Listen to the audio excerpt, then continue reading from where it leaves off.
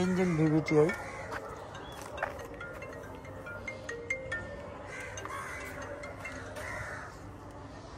Engine VVTi.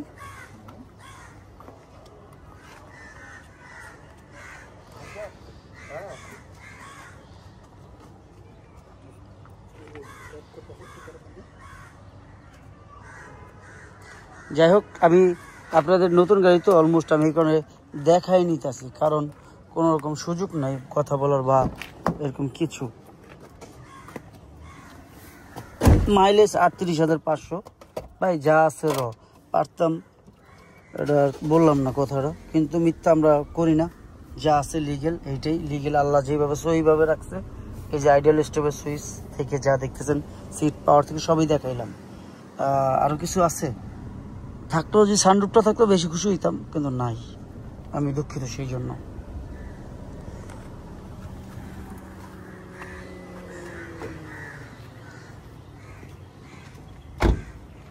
তবে কলেজের টুকরা ভাই বোনেরা যারা আছেন, আমি প্রত্যেকটা ভিডিওতে বলে দিই, আমি বাংলাদেশ সেকেন্ড হ্যান্ড গাড়ি বিক্রি করি। আপনার গাড়ি আপনি যেইভাবে খুশি চেক করে নেন, কারণ আমি সেকেন্ড হ্যান্ড গাড়ি বেচি।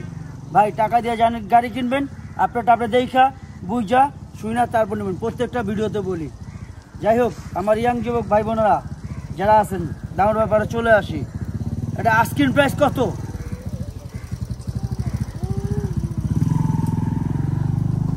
এটার আস্কিং প্রাইস